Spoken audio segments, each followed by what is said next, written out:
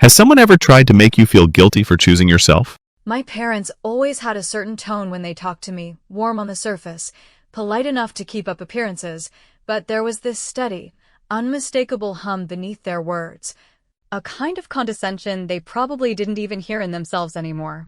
I used to think I was imagining it, like maybe I was being too sensitive or reading too much into things. But the older I got, the harder it became to pretend I wasn't being quietly shut out of my own family. It's like being in a room where everyone speaks a language you half understand. You catch bits and pieces, but you're never really a part of the conversation. So when my mom called and told me they were taking Daniel on a private safari, just the three of them, her, my dad, and my younger brother, I wasn't surprised. I should have been angry. Maybe I was. But I was more tired than anything else. It was a Thursday afternoon, and I was standing in line at a grocery store, holding a box of frozen spinach and a bottle of cheap Pinot Noir, when her voice popped through the speakerphone like a happy little missile.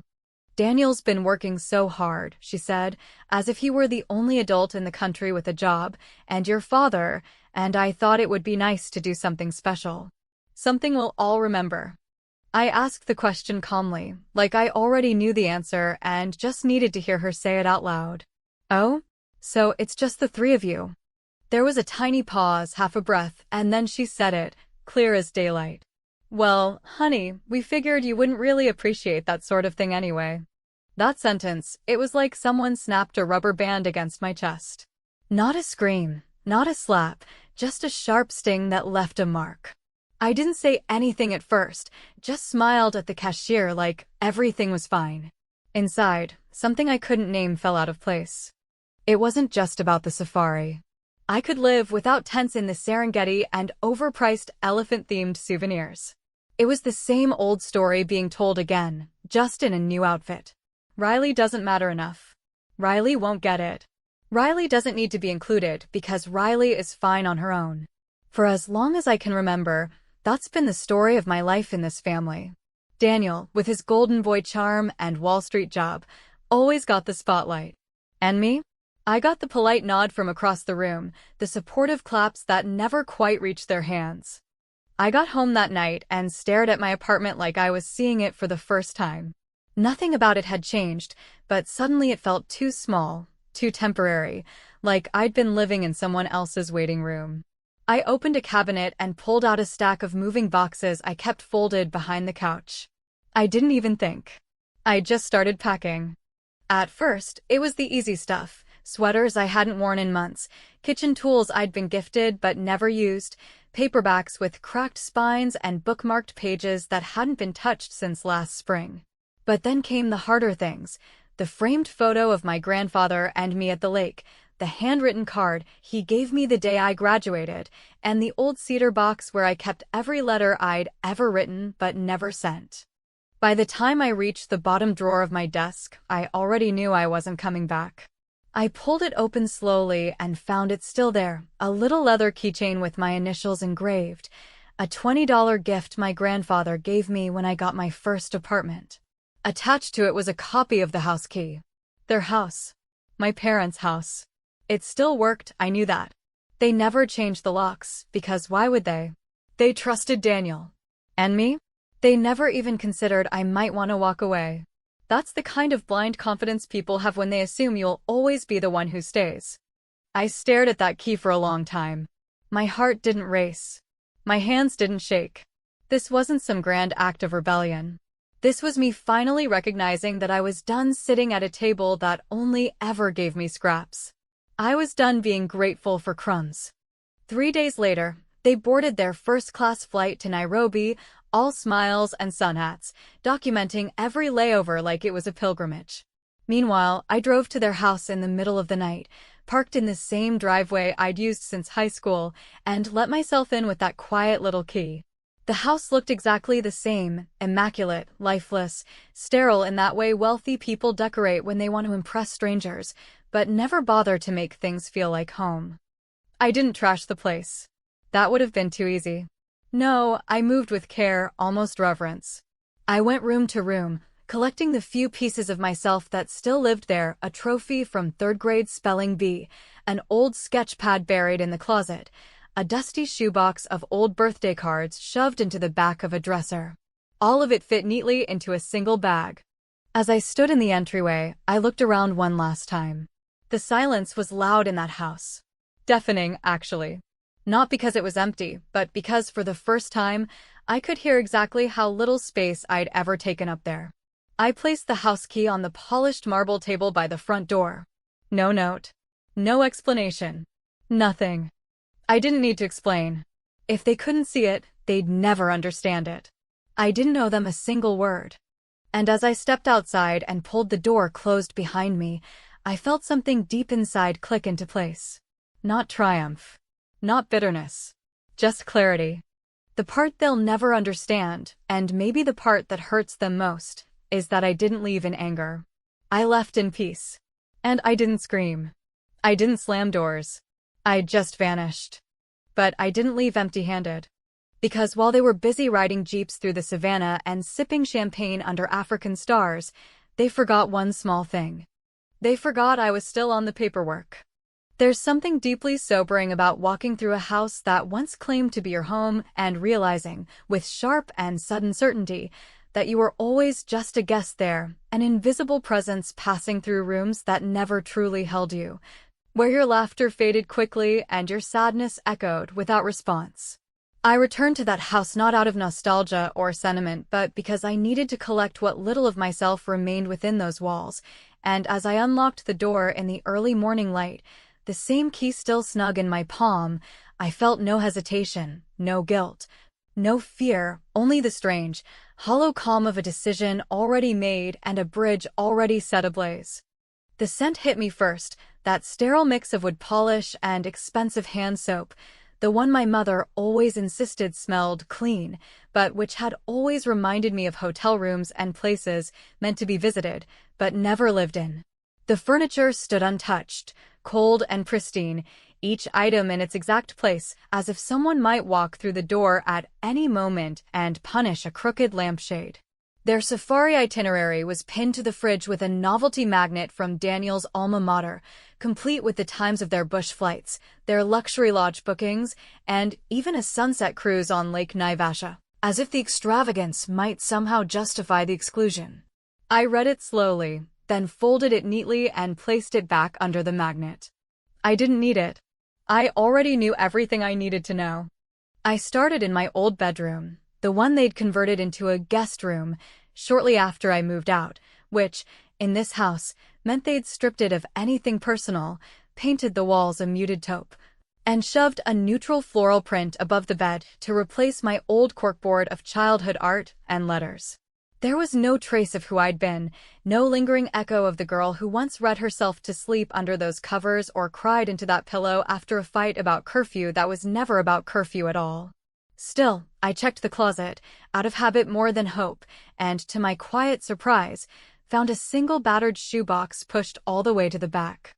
Inside, it was like uncovering a time capsule no one else had bothered to remember, a crumpled birthday card from my 7th birthday signed Love, Mom and Dad in that perfectly impersonal script they both used when they were trying too hard.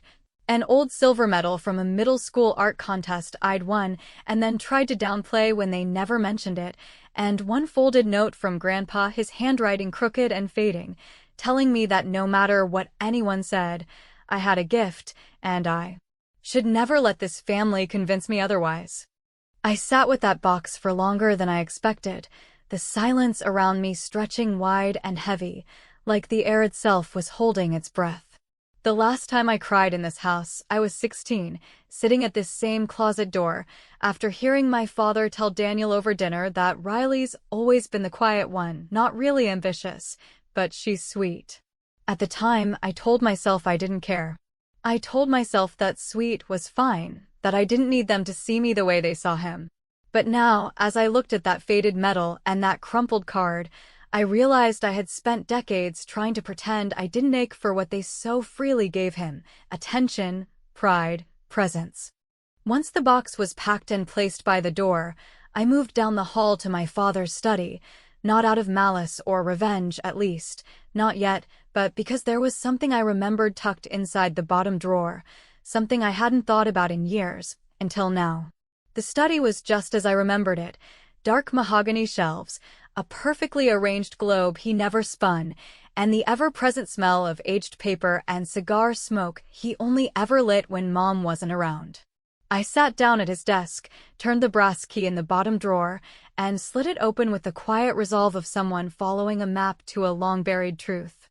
There, nestled among tax files, old bills, and investment portfolios, was the lockbox of steel, dull, and unmarked.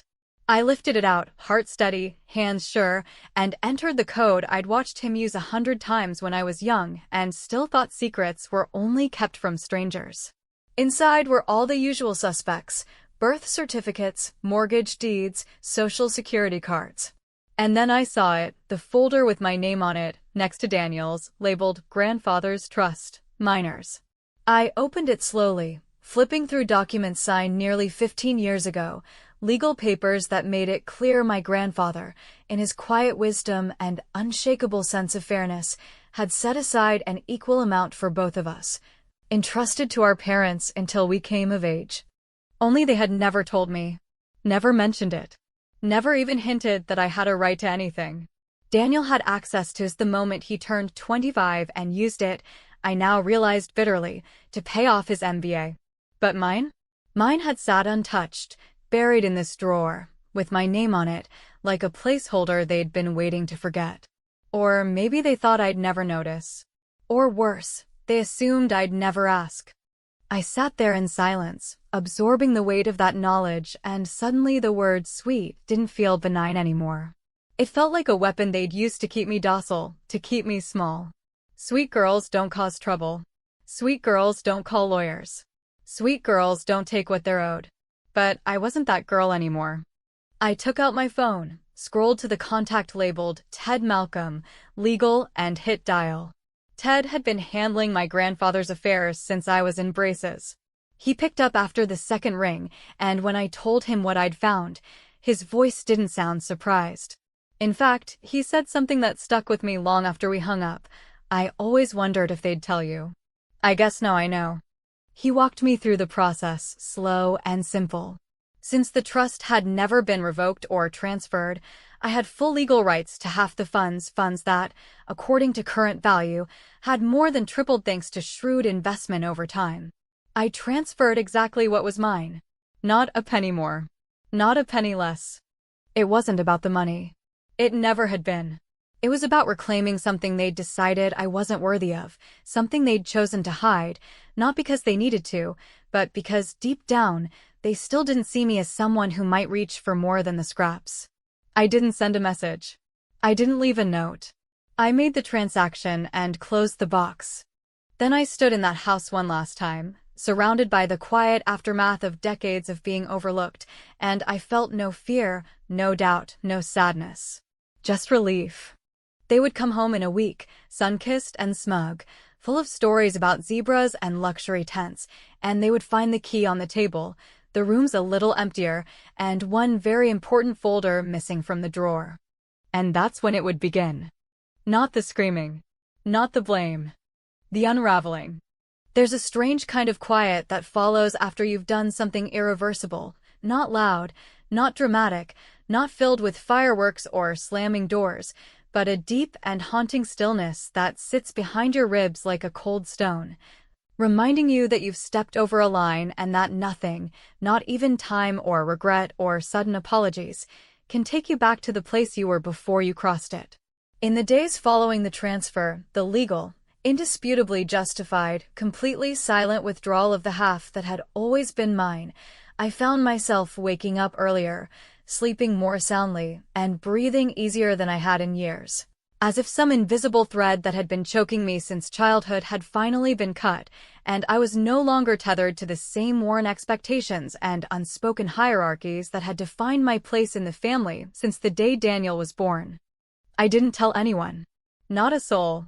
I didn't call friends, didn't post cryptic quotes online, didn't even write it down in the journal I used to keep under my bed for thoughts I couldn't say out loud. There was a sacredness to the silence, a kind of triumph that wasn't meant to be paraded, but rather savored quietly, like a secret garden I had built with my own two hands, behind walls no one else knew how to find.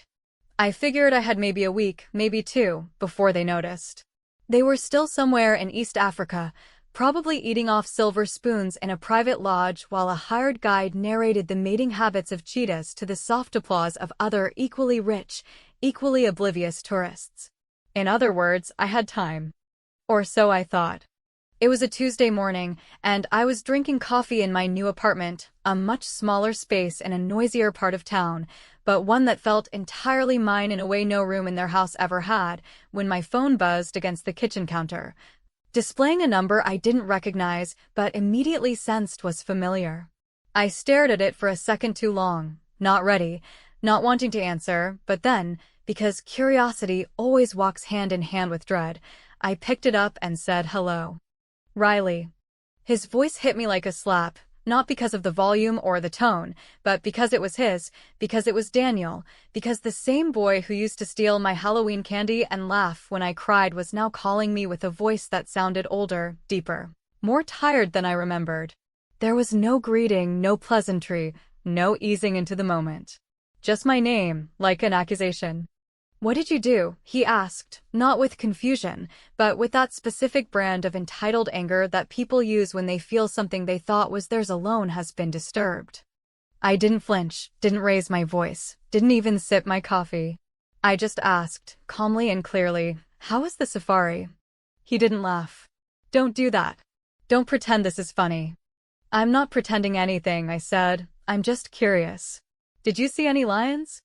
There was a pause on the other end long enough to make me wonder if he'd hung up, but then I heard his breath, short and sharp, like he was pacing. "Mom is freaking out," he finally said. "They came home yesterday, and Dad went straight to the file cabinet to get the trust info for taxes or something, I don't know, and he saw the folder gone, saw the safe had been opened, and now they're losing it. They think you.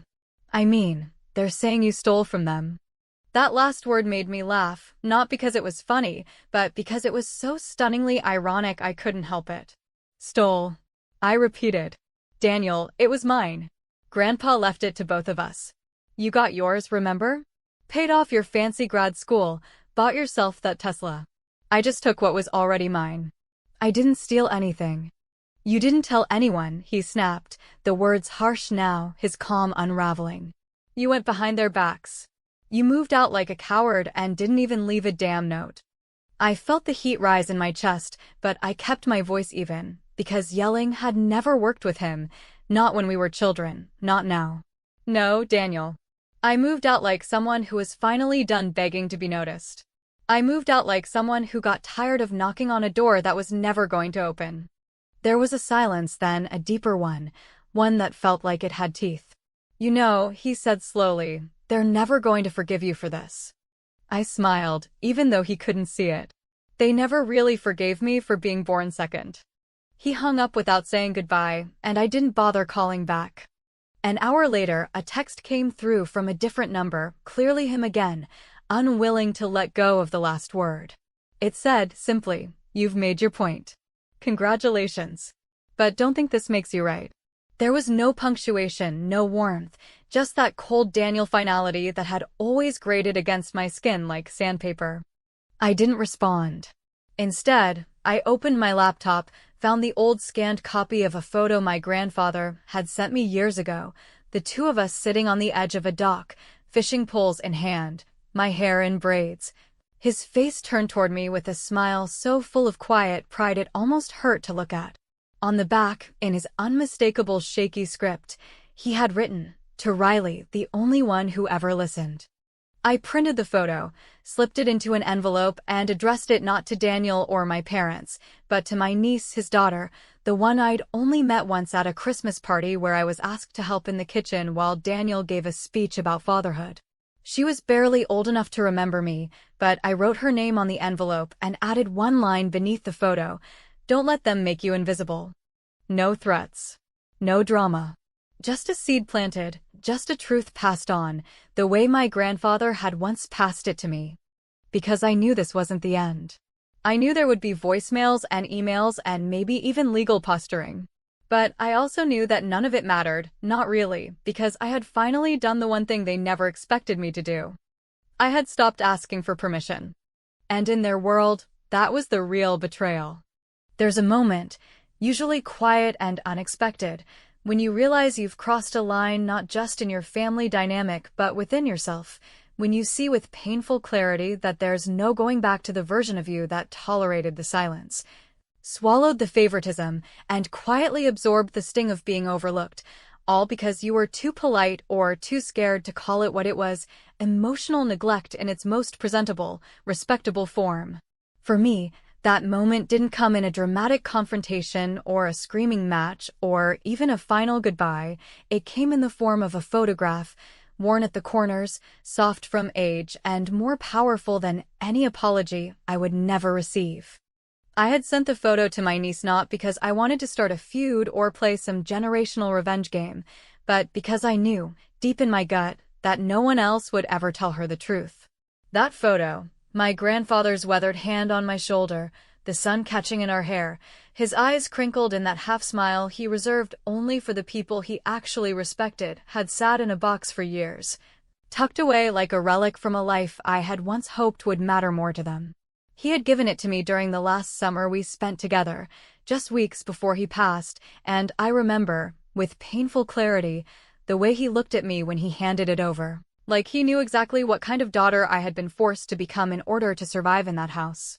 He didn't say much then, just that simple inscription on the back, "To Riley, the only one who ever listened."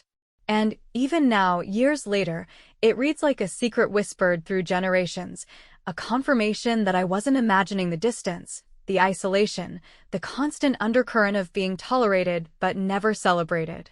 I had hoped that by giving the photo to my niece, I could crack the armor of inherited silence just enough for her to see there was another way to exist in that family, a way that didn't require being golden or perfect or male.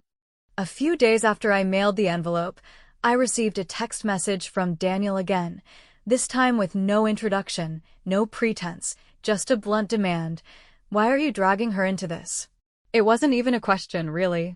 It was an accusation wrapped in moral posturing, the kind of message that only comes from someone who believes, without a sliver of doubt, that they're the rightful center of every orbit and every decision should rotate around their comfort.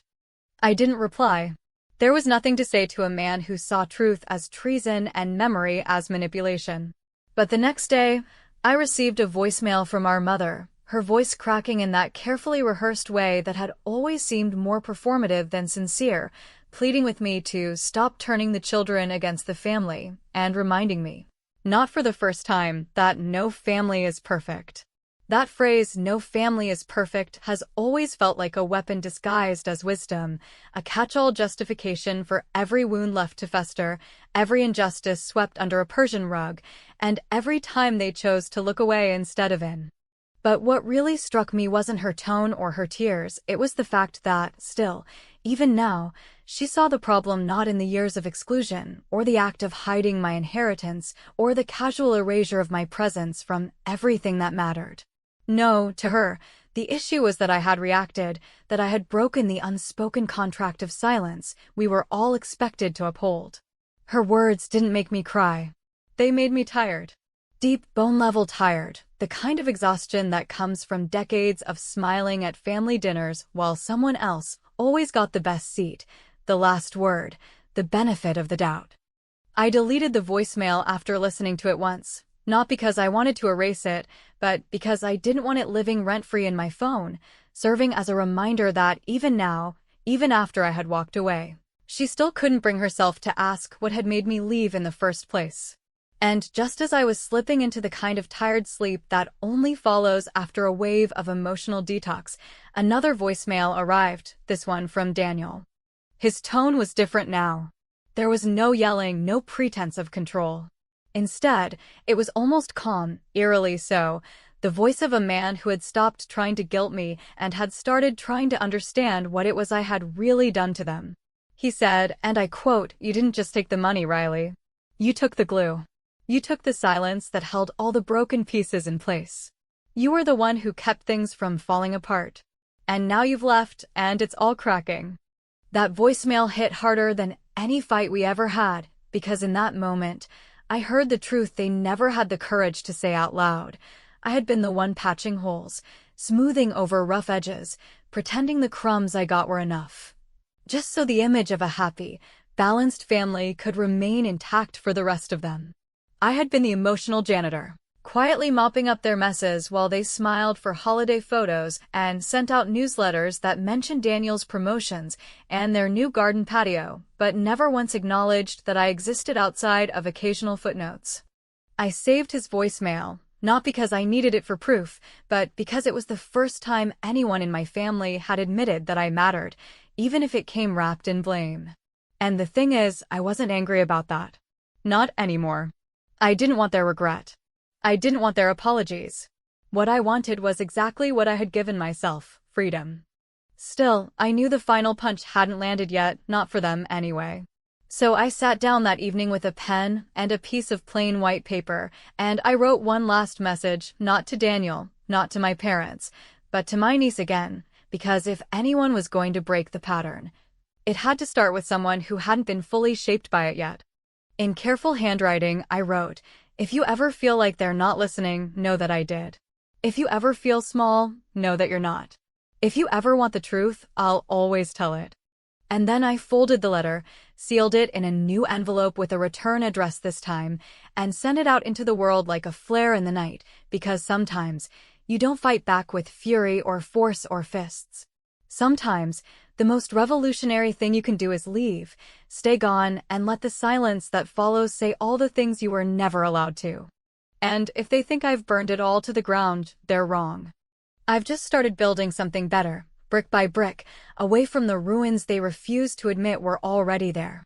There's a kind of stillness that descends after the smoke clears, not peace exactly, not even closure, but a heavy, deliberate quiet that feels more like aftermath than resolution, as if the air itself has thickened in the absence of chaos, leaving you standing in a room you once knew, surrounded by echoes of a life that no longer fits you, wondering if what you did was brave, cruel, or simply necessary.